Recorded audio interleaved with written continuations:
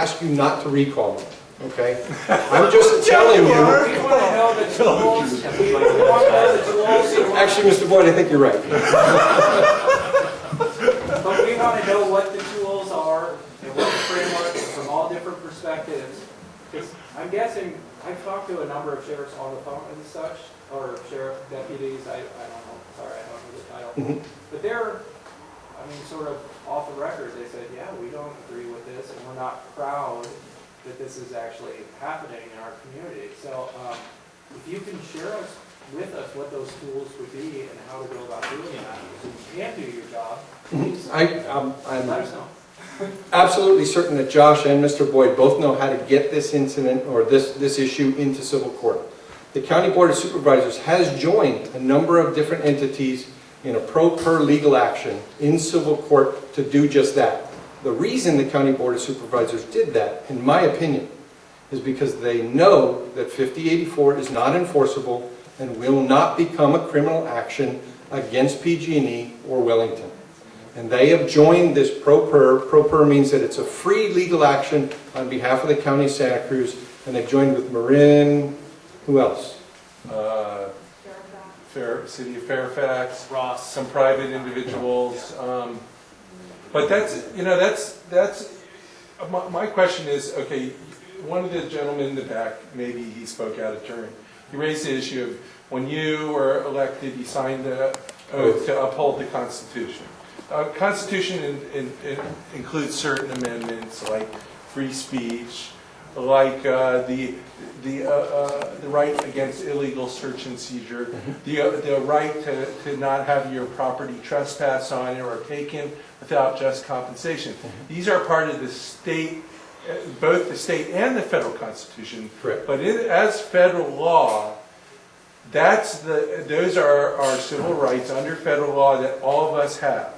Now, when a Wellington worker comes on my property and puts a device that I don't approve, which there's a county ordinance against, and what they're doing is they're violating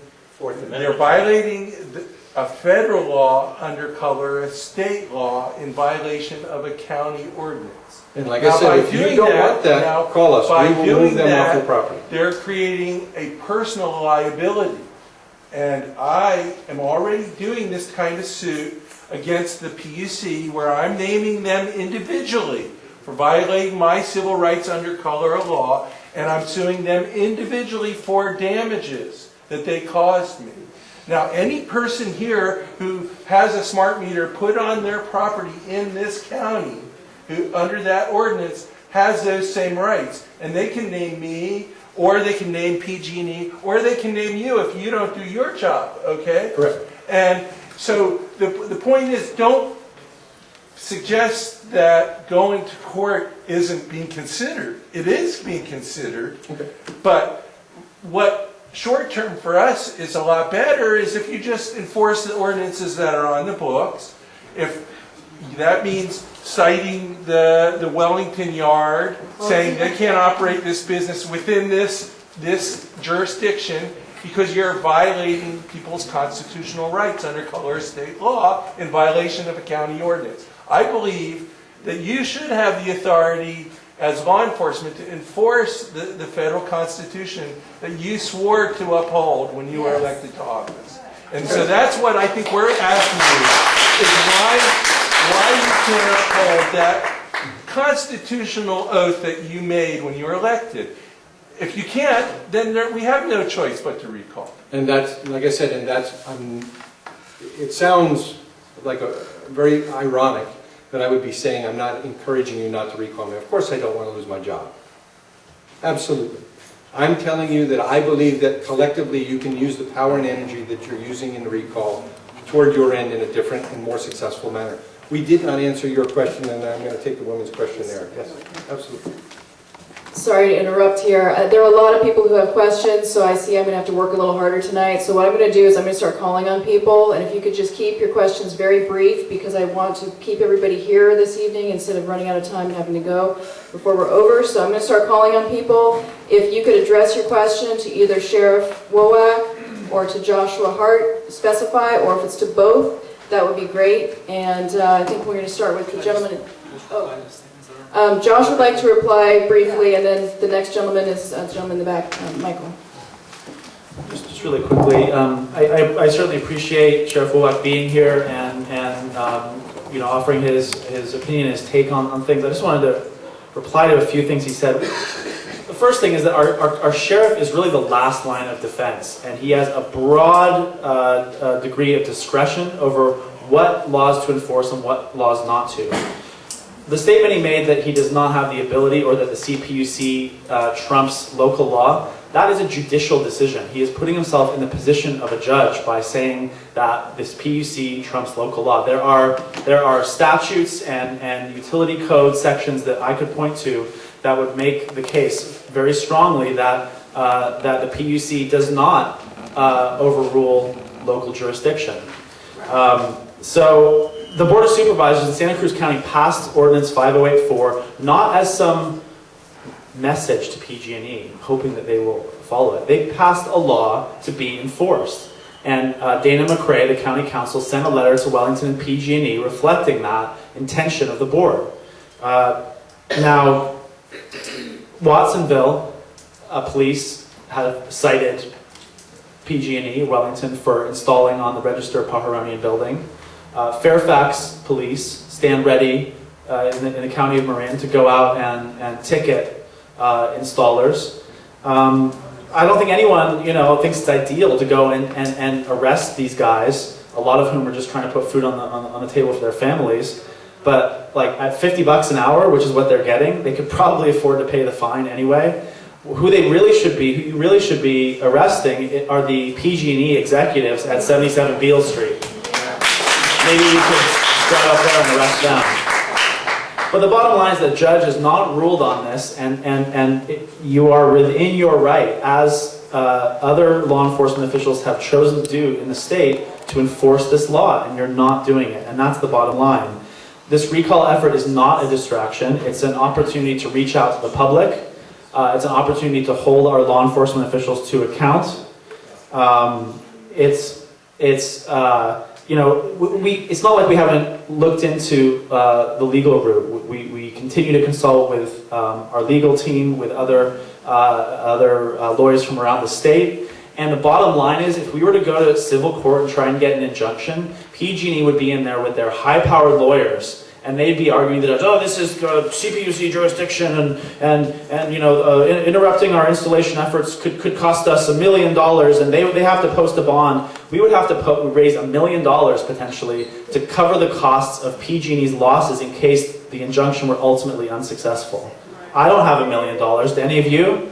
If you do, let's go. Let's do it. But this is the monetary financial bias of the legal system. And that is why our elected officials, like the sheriff, we need to hold you accountable. We need you to serve us and to serve and protect. And that is the...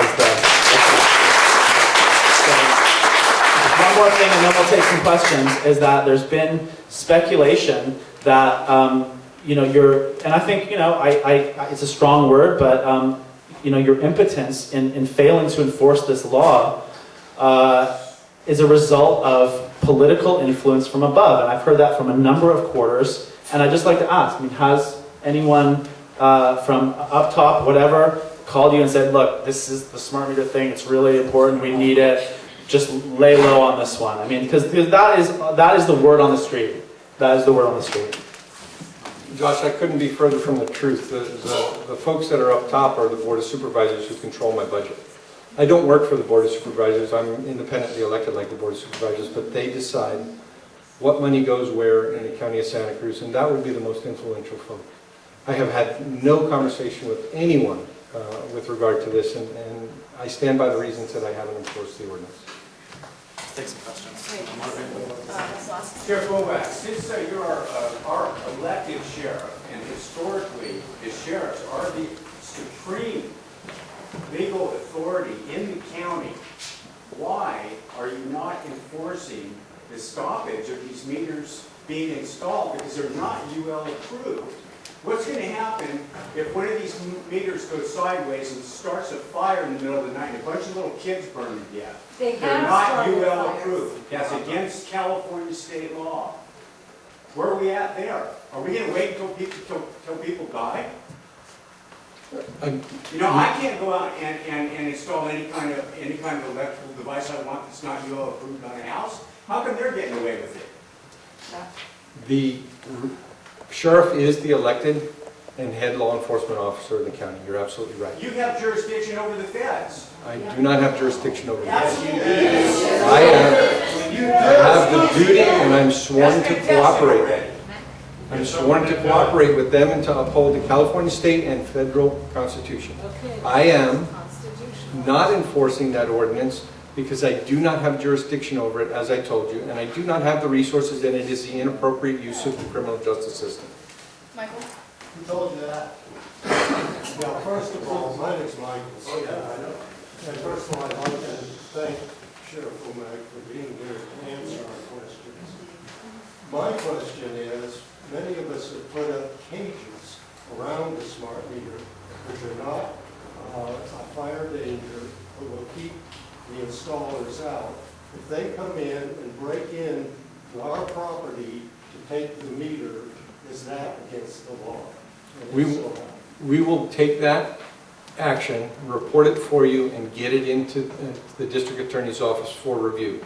I can't answer it, just like Josh says, I cannot make a judicial decision on it. Okay, Also, but you do have the right to opt out. That is a very, very appropriate and very effective way to opt out of having a meter installed. The other thing is, I understand preemptive legislation, where there are certain laws that prevent lower laws from being enforced, and I think what you're talking about is preemptive legislation, is that correct?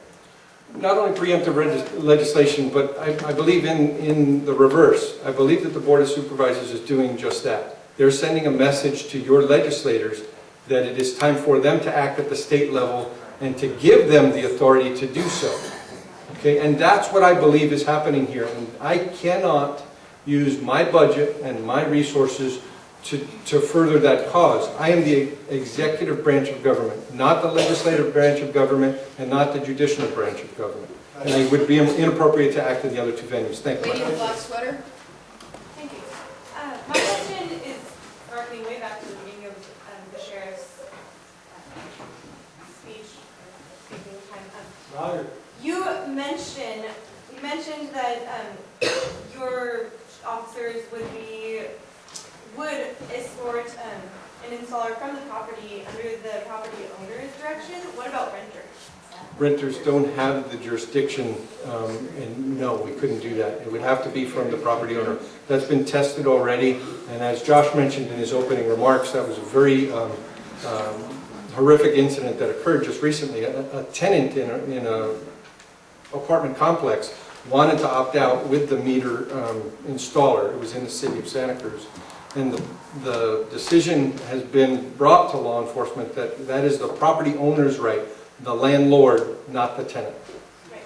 And the second part of my question, I believe that same resident had a piece of private property broken at the time of that same incident. The installer broke the camera. So is that considered against the law? I don't know the circumstances. It happened in the city of Santa Cruz. My deputies didn't respond to it, so I don't know. In the context of what you're telling, if I were to reach out and to break the pen that's in your lap, absolutely, that's a violation. So just to clarify, if you were a renter and I came onto your property and had a big party and I was drinking a lot of beer and making a lot of noise and kicking your cat or something, if you called the sheriff, then the renter would have no rights to kick that person off your property? Because that's what we're talking about here, nuisance. Actually, we're talking about apples and oranges. I understand. Trespassing. I understand, but to create a disturbance or to do something assaultive as you're talking about, yes. But to go and to do a utility work at the direction of the if the landlord opts out, if you're a tenant and you get your landlord to opt out, then absolutely you can represent that landlord's wishes.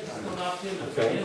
I don't know. This is important because this is ultimately trespassing law. And my understanding of trespassing law is it doesn't matter why you don't want a person on your property. You may not just like them. But if you want them off your property, you tell them they gotta get off, and if they don't, then they're trespassing. I don't care whether they're PG&E or there's some random guy on the street. And whether you're a renter or whether you own your home, you have the same rights. And in this case, what happened last week, this man was assaulted.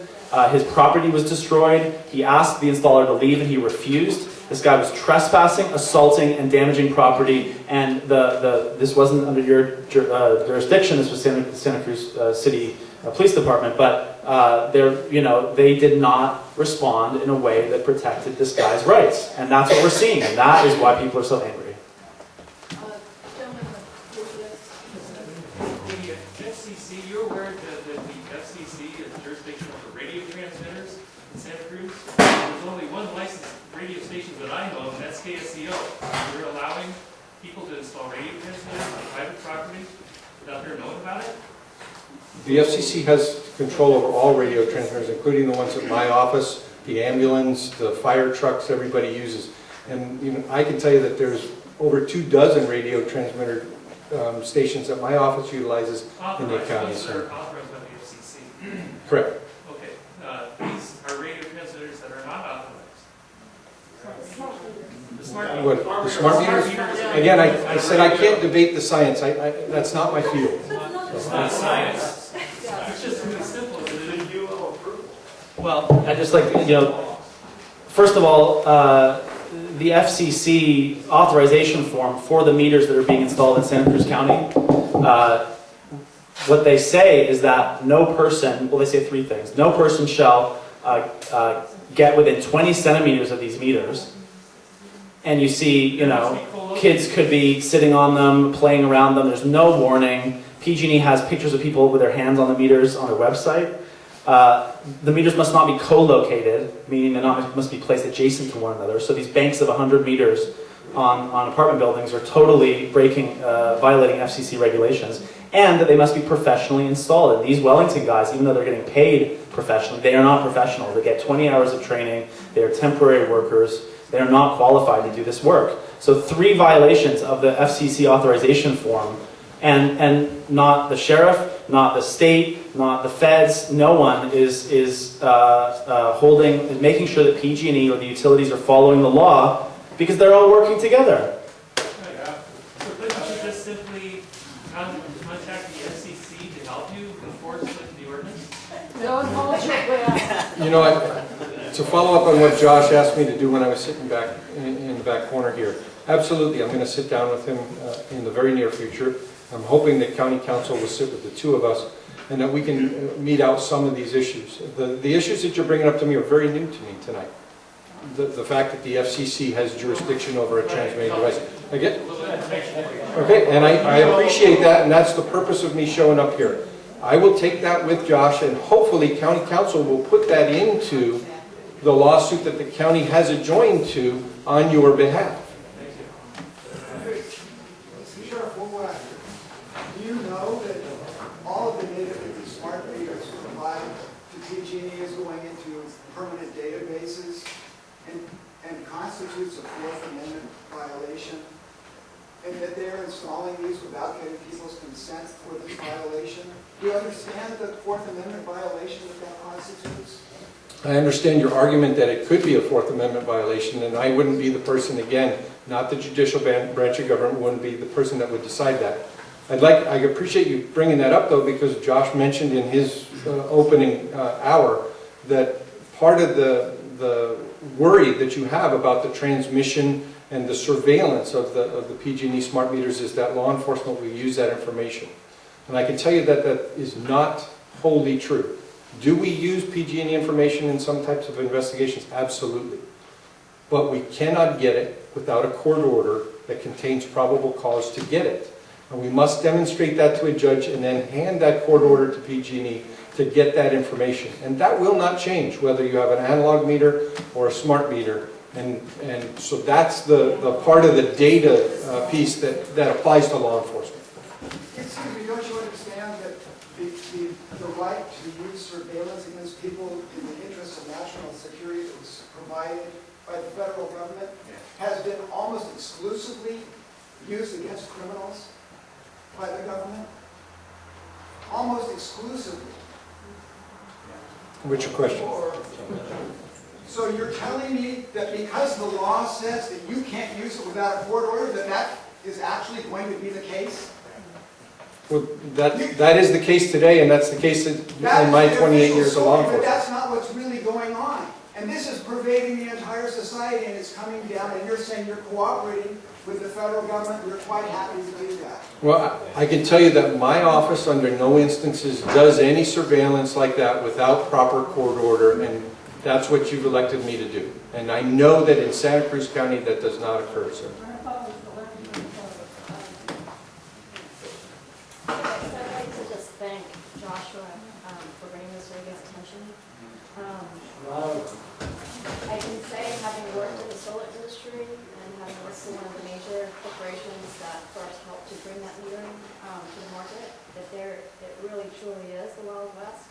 There is so much that is currently today unknown about technologies, policies. It's a very volatile market. And so it's also very much subject to interpretations. And it's not just from, and this is my personal opinion, but it's not just one person's responsibility, because the utility companies, the net metering corporations, and the solar companies all are part of this package in driving the money into the market. There's been laws in the past about if you were a homeowner and you wanted to put solar panels on your rooftop and your neighbor had a tree that provided shading, which property owner's rights took precedence, and that was subject to interpretation. What we're talking about here, I think, is also subject to interpretation, but what I would suggest to the sheriff is to really pay attention to the facts. Somebody brought up the UL, and that is a very significant fact that should be taken into consideration.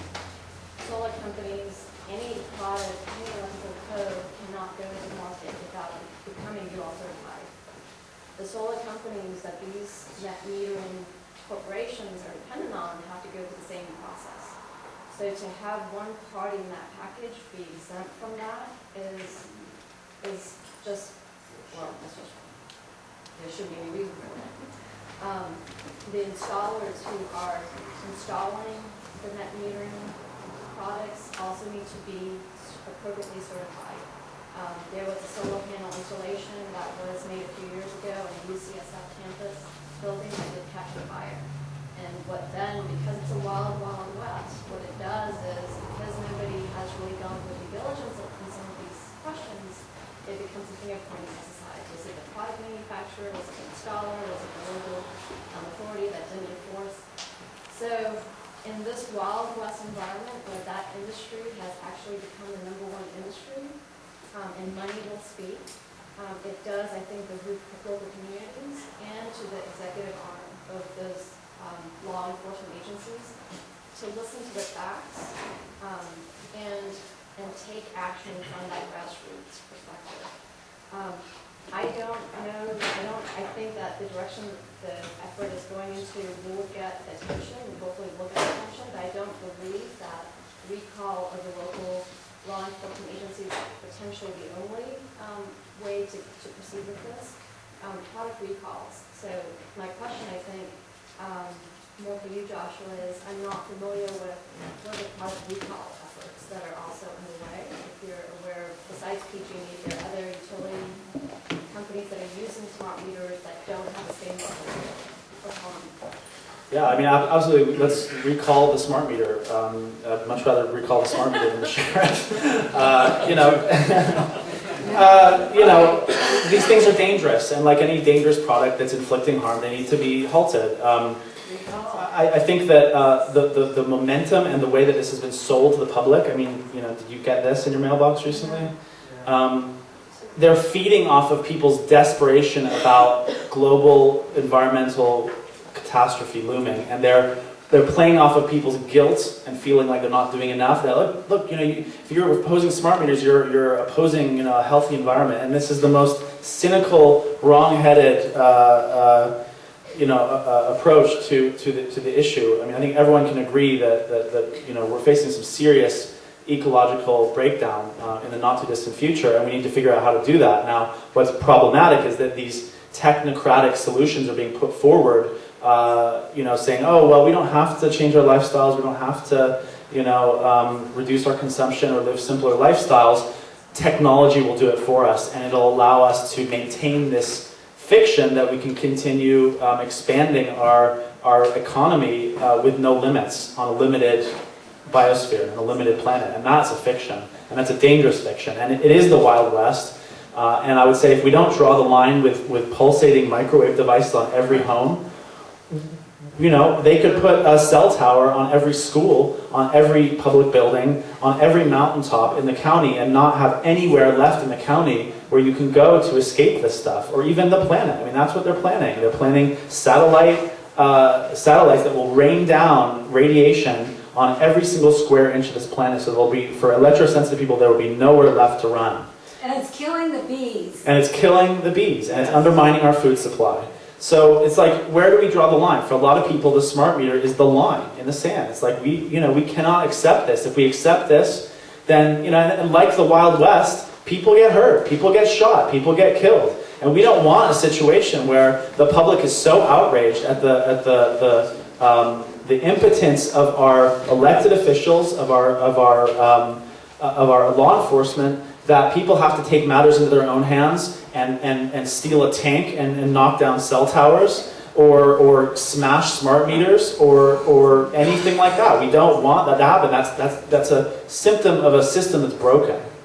And it's not the way that things should be. But obviously, if people feel like their safety is being threatened, they will break the law in order to protect their communities. But obviously that's not ideal. So we're running out of time here, folks. I do want to get as much information out as possible and get as many questions answered as possible. So folks asking questions can keep it as short as possible, and if you guys can keep it as close as possible, that'd be great too. I'd like the Miss Piggy, and then the lady in the plum sweater, and then Lynn, and then we'll start over. Yes, I'm Peggy Sue, so I'm the unofficial mascot for PG&E, dumping smart meters on California. So Sheriff Wowak, I have a question for you. Have you read a book that's called The County Sheriff by Sheriff Richard Mack? No. I would be most pleased to get you a copy of that because, sir, you are more powerful than the president if you will use the power vested in you by the people who duly elected you. Thank you.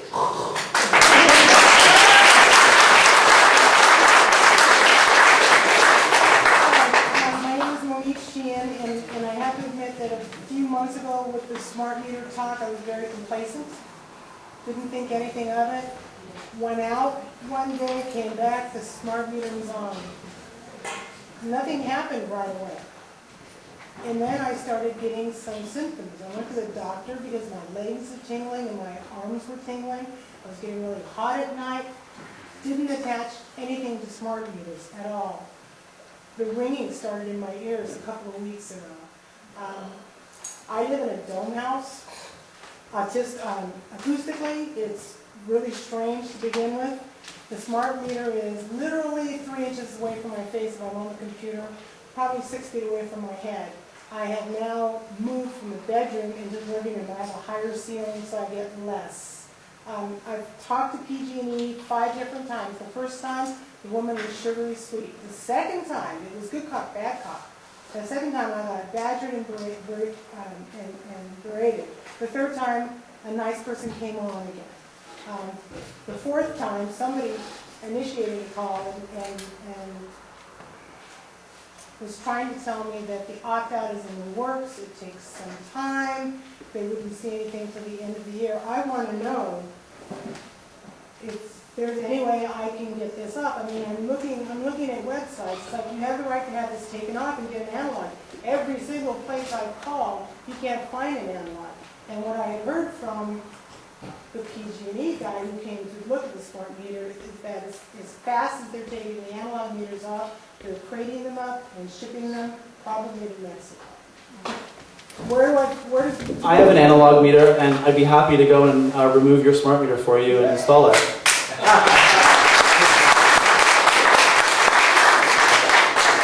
Well, the sheriff arrested for that. That's right. Lynn, you're next, and then Jeff. I'll try to make it two quick questions. One, for Josh, and thank you both for being here and helping us get both sides kind of an understanding. What I'm getting is if I am able to keep a smart meter from my house, but the 3 neighbors across the street, the 3 neighbors who live behind me, and both neighbors on the side think it's a really great thing. I'm living right in the middle of this zone. It sounds like my only recourse is to get out of town if I'm sensitive. Is that correct? That's why the opt-out program is a distraction and it's meaningless. And these things, the transmissions go up to a mile or 2.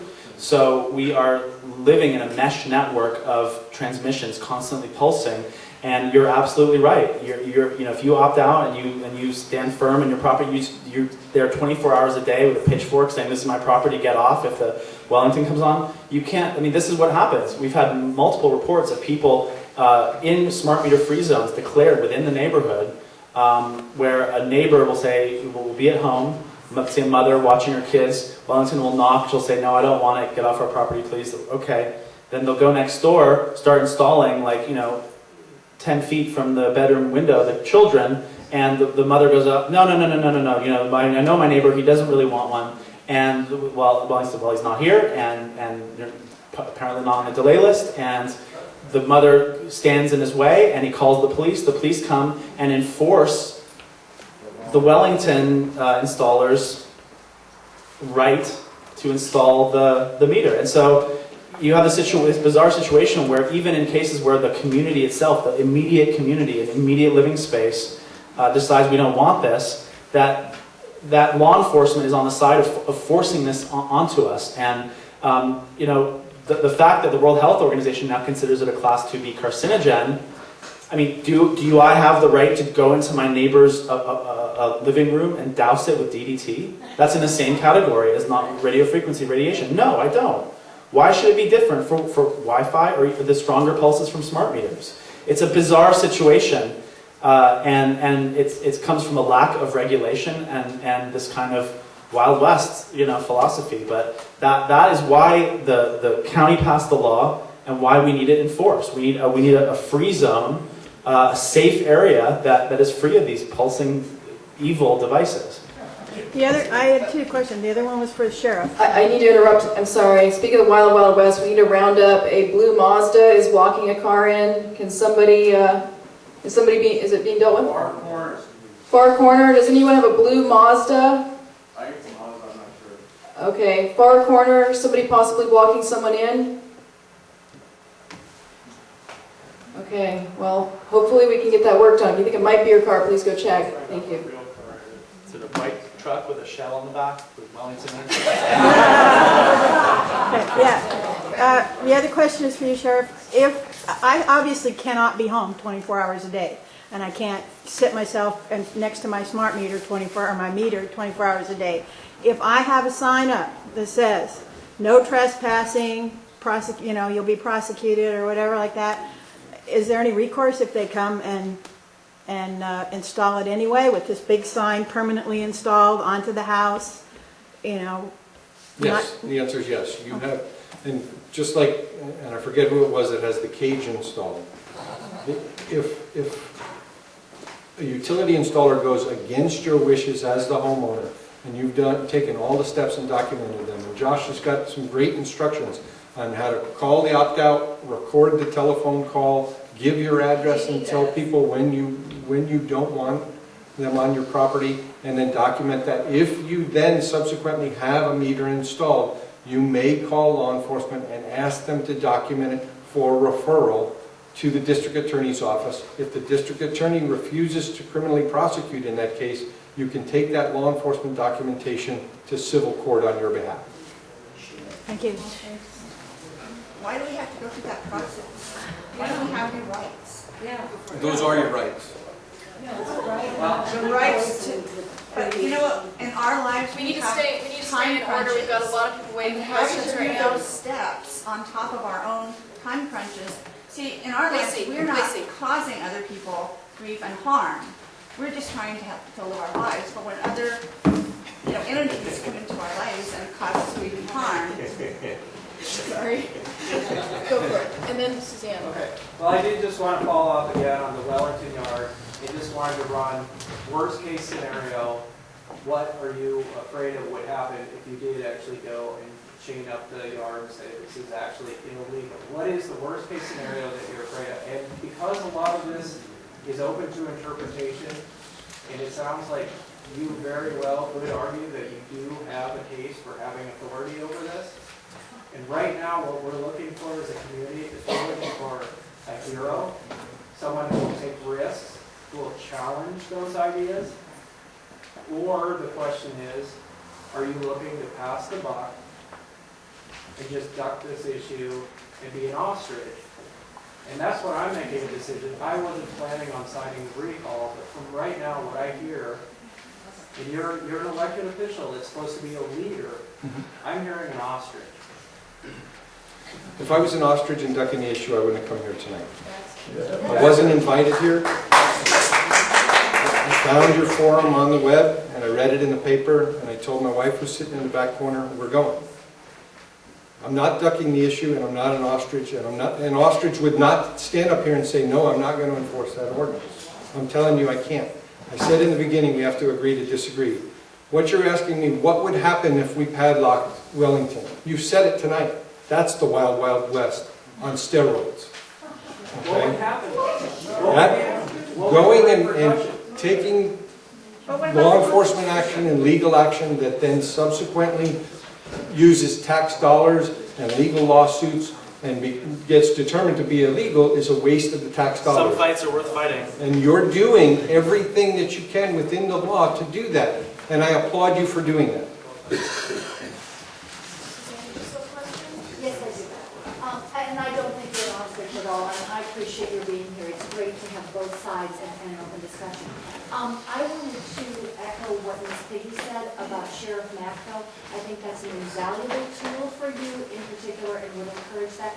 And I also think that this particular issue, or many issues, are reflective of things going on across the country. Probably every county in this country needs somebody to stand up for us, we the people, against the kind of bureaucracy and, system upon system of regulation and, a hidden law and scrutinized, convoluted meaning. We need that. And that's what we look for a sheriff to do. And I think Sheriff Mack would make that eminently clear. I'll have to do the research on Sheriff Mack's book. I appreciate you bringing that up. It'll show you your whole, what your real power is. It'll show you what your real power is. I'm familiar with Sheriff Mack and where he worked and his travels and his You have a lot more power lectures. than you know you have. And we have no way out. There's no place for us. As Josh pointed out, do you have $1 million to get through this? We don't. No, yeah, right, not in this economy. And, who wants to spend $1 million on that? I'm Dr. Ann Lopez, and I want to thank you very much for both of you for being here. And I would just like to know, Sheriff, if you're not in charge of protecting the public health when the science is so clear about these smart meters, who does protect the public health from corporate abuse? Can Monsanto come into all of our yards and spray all of their crap all over our yards? I mean, who is in charge of protecting me from this horror as a citizen? I would like to know that. And don't say, please don't say the PUC, because we all know That's the my answer. PUC. Well, the PUC is corporate. They're corporate. I mean, I know that from living in Felton and going through the whole thing of getting rid of the corporate water system that we have. We dealt with the PUC. They are definitely on the side of corporations. Who protects us from corporate abuse? I want to know whether it's from Monsanto, PG&E, whatever corporation comes up with the nearest monstrosity. And I would like to just say that corporations, this is a history of business in this country. You put out your product, tell everybody it's safe, then the scientists do the studies, and after the studies are done and so many people are lined up as dead, then they decide to withhold or withdraw or whatever. None of us here want to be guinea pigs. So who is protecting our safety? The science is clear on this. Doctor, I thank you for the question. Half the answer you won't be happy with, and that is, right now, the person that's in charge of regulating this issue is the California Public Utilities Commission. The woman sitting behind you, in both her question and her statement, gave you the other options that are there. There are recall options, there are options through your legislature, and I'm sure she has a number of others, having worked in the different fields that she has. And she brought out those answers from Josh as well. There are a number of others, but it's not the criminal justice system. Why don't we have a county-wide agency that can take care of this, especially in progressive Santa Cruz County?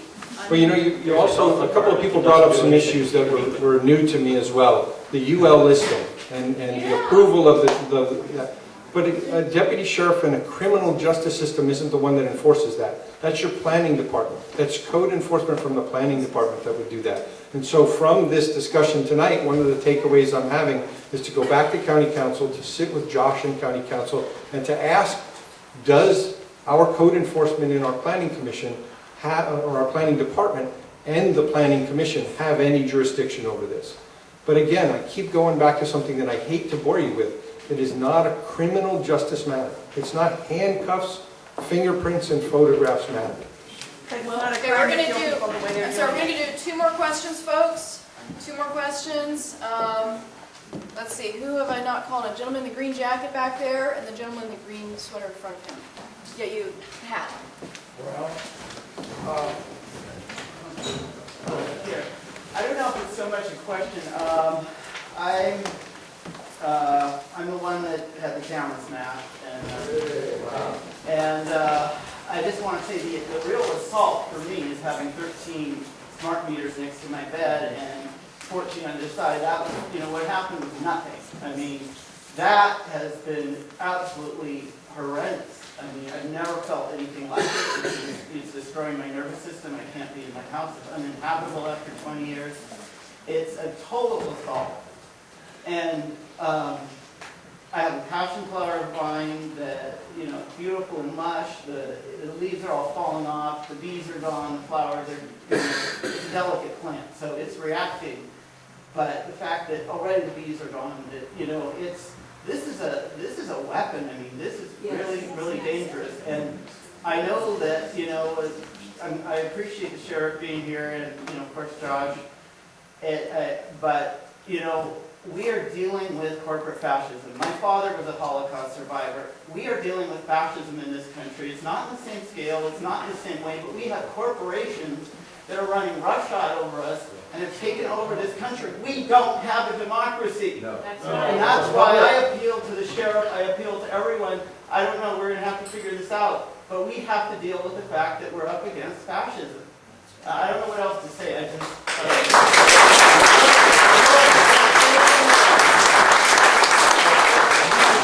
I think sadly you're absolutely right, and with these major global fundamental issues like global pollution and wireless rollout, at some point you got to look at the powers that be and go, these are the powers that are causing this.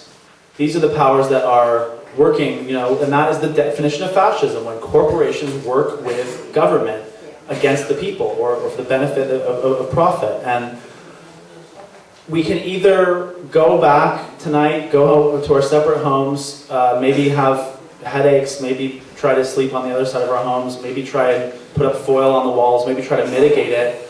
Or we can get together and say, enough is enough, we're coming together as a community, we're not going to wait for anyone else to solve this problem for us, we're going to do it right here, and we're going to all go as a group over to your home, buy 13 analog meters and replace them. And you know what? If PG&E wants to try and have us arrested or switch off your power, let them. But let's not let people suffer in our community who are being attacked, not only assaulted by the installers, but by the constantly pulsing microwave radiation. I mean, it is unacceptable, And if I was free tomorrow, let's do it. Let's just get together and go do it, because it's just not okay to allow people to continue to suffer like this and to stand quietly as plants and animals also suffer. It's just not okay. One more question, gentleman with the button, the green sweater.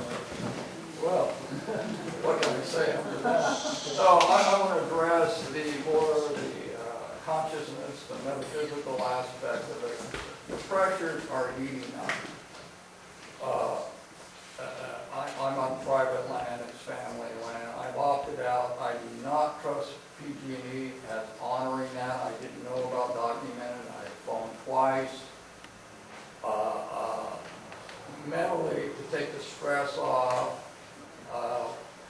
building a moat, alligators pointing stakes. If they come in, I'm going to make a stand. I've got an 88-year-old mother that I'm taking care of, but damn it, somebody's got to make a stand. I grew up in the community, third generation. I believe that stuff in civics. And it's not holding up. Every time we go up against an insurance agent, we get pelted down. Some of us speak and we come out maybe even. But emotionally and mentally, the crunch is on, we feel it. I don't know if we're the canaries. And Josh made a point, you don't want to degenerate into a society without laws. Because, but I want to go one step further. What happened Wednesday impacted how I feel. This country that had all kinds of forums on the high school level on bullying. People took them lie, how it happened, there were people in authority, the teachers and even the parents, they hung back. Anyway, the pressure is on. The only thing we have is we have this group. I've only met with these people. I run into Wellington, they've been gentlemen. I was out at 41st and 38 one time, and they brought me a candy bar, which I set aside. But this individual is strong on man, and we go amongst ourselves. And these are the types of people they're hiring. If they are, we're going to have to stand up in our little ways. And that's my concern. Maybe I'm jumping ahead, but after hearing this, I don't think I am jumping ahead. There's a point where we have to defend ourselves. And that may be in the future, but we're feeling in our gut.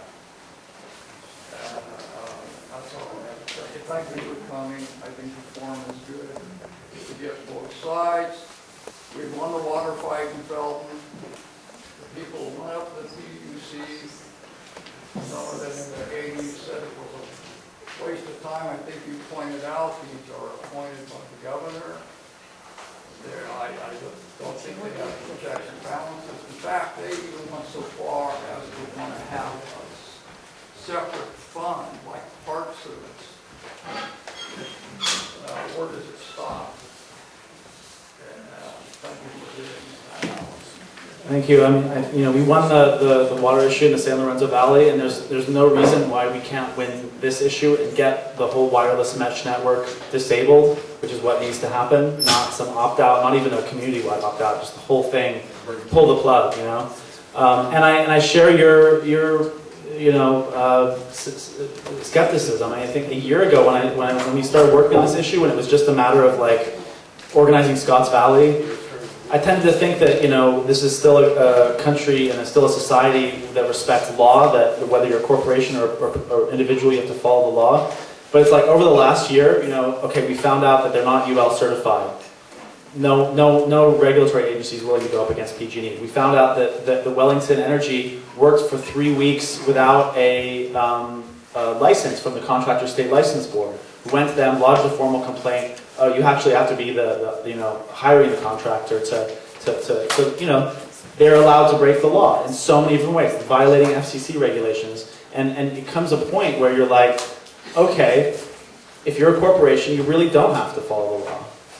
And even if thousands of people are being injured and hurt, and I think that that you're absolutely right. There does come a point where you realize that your family's safety is more important than the laws that aren't being enforced. And we do need to look after our own, because was it Niemöller who said, like, they come after the Jews, I wasn't a Jew, let them be taken away. They came after the blacks, I wasn't a black. If we don't stand up for the electrosensitive people and the people who are suffering and the people who are being assaulted and assaulted by 13 meters on their wall forcibly, then there's going to be no one left to stand up for us when they come haul us away in the middle of the night. And it's really upsetting. But that looks like where things might be going. And it's really scary. But that we need our sheriff to stand up.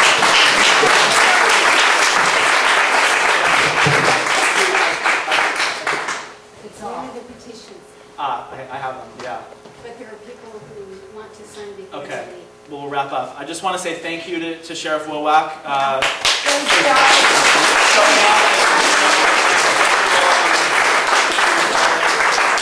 I have one more question here really quick. Not so much a question, but just knowing this gentleman as I do. Before the week is over, I bet he will have read as much about Sheriff Mack as anybody ever will, and learn a little bit about that. The fourth item on the recall petition about the search in Fall Creek Park, I can tell you as a person from the Search and Rescue Department in the Sheriff's motorcycle posse, we are getting much more education at this point. We're also getting called out much more often for anyone that shows up. This man does respond. Give him a chance, but write him a little. Thank you.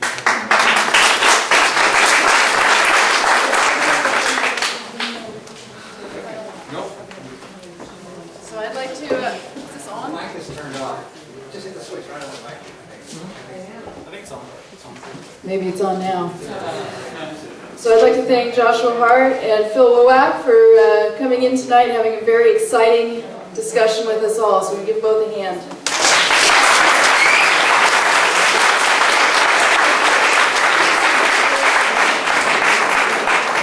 And just so happens we have our special Freedom Forum copy of Sheriff Max, the County Sheriff, America's Last Hope. That's some light reading to do tonight. I want to thank you all. I appreciate you having me here. If it was uncomfortable for you, with me being here, imagine being me. Thank you very much.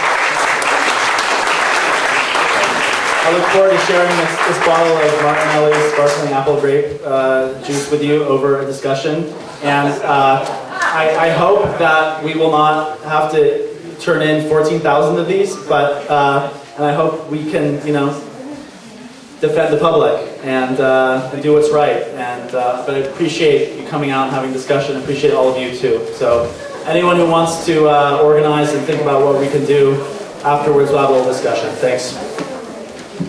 And before everybody leaves, I know that it's getting really late, but we do have a little bit more exciting stuff for you here. If you can just stick around, we've got a brief presentation by Gary Arnold here that I think that you'll all enjoy. It should be about 2 or 3 minutes. And then we've got a film called Technocracy that I think you'll all find interesting, but I'm the motion.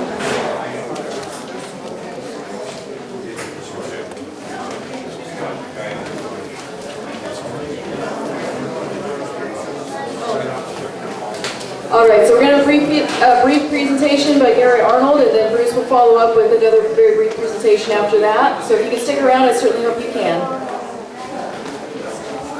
Yeah, what was totally missing tonight are 3 documents.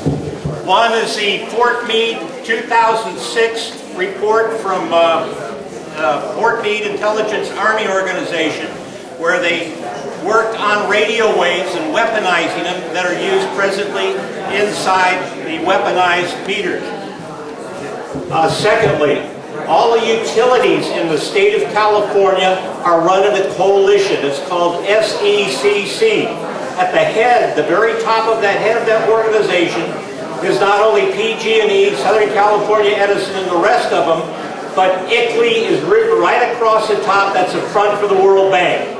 And I think a lot of the information that was put out tonight is worthless because we're fighting on the local level. We don't understand. This is an organization. They're weaponized meters going out. This is a military operation under the guise of MITRE. MITRE is a organization run out of McLean, Virginia, headed by James Schlesinger, who was head of the CIA. This is a military operation, and until those fighting the smart meters understand that ICLEI and MITRE are involved, they're not going to win. Excuse me, can I have your attention? If you'd like to talk, can you please move way into the back or go outside and keep your conversation down so we can continue? Thank you. And then lastly, PG&E, who put people on their brochure that they want to have you think are their neighbors, are not. The gentleman on the top comes from Ecology Action, which is, it says that their donors include PG&E, which are part of the foundation and programming partners of Ecology Action. So they are the ones financing this man here that's a trustee for Ecology Action. Also, we heard the planning department is involved. You look at PG&E, Tom Burns was a member of the Ecology Action under, during that time, and he ended up in charge of the planning department, and they were the ones that did away with the Board of Appeals. They are the ones that incorporated Agenda 21, and until that the people are fighting the fight meters are able to say United Nations Agenda 21, they're not going to win, they're not telling you the whole story, you're losing by them not incorporating these facts. Additionally, the lady here that looks like a neighbor, she works for she's a foundation fundraiser. She last year got $500,000 plus from the Packard Foundation. Now, the Packard Foundation, David Packard was a founding member of the Trilateral Commission, whose Barry Goldwater says, look up his quote, their whole purpose is to seize control of the United States and to consolidate power. Again, Ecology Action, the first core members included Alan Cranston's son. Alan Cranston was a member of the Trilateral Commission. The second person sitting in here is the grandson of David Packard. So you've got all of these billionaires that have their money in tax-exempt foundations. They're going to those people to make them pretend like they're your neighbors. They're not. These are people that benefit by the weaponized meters and the spy system that's going in. And again, until those people are fighting these spy meters and smart meters and Gestapo meters, recognize where this is coming from. These are being rolled out throughout the world. They're being rolled out in Mexico. They're not getting our analog meters. These are to make concentration camps, cells out of your own home. Your own house is being wired. They know what goes on in every room. They can get those things up. And if you look at the Fort Meade report, it says it can cause you giddiness, they can cause you unconsciousness, and they can cause you death. And all that information is available, and Josh Hart has it. It's been emailed to him, and I don't know why in the hell the people that are fighting smart meters can't say ICLEI, they can't say MITRE, and they can't put it right on the backs of these PG&E and all these coalitions that are run by them. They're setting the policy. The County of Santa Cruz has a contract with the world government under ICLEI. And when you go to find out who's funding Ecology Action, you'll find it's the Department of Health, the Department of Transportation, it's AMBAG, it's those people that are looking like it's looking good, like they're really against these smart meters, but on all of their votes, on all these agencies and commissions, Ecology Action is altering all the laws in preparation for a North American Union. You're going to see a false flag situation coming very soon, and this is part of it. Those meters that are being put in are putting you in concentration camps This is Hitler's dream come true. Anyway, that's it. The last thing, the technology. If you get to see this one report by Patrick Wood, it is very important, it is vital, it is key. The person that first brought this up was Brzezinski, who co-founded the Trilateral Commission with David Rockefeller. He wrote Between Two Ages, and he called for this type of technology to enslave you. Watch this film. It'll be very valuable. Thanks, Gary.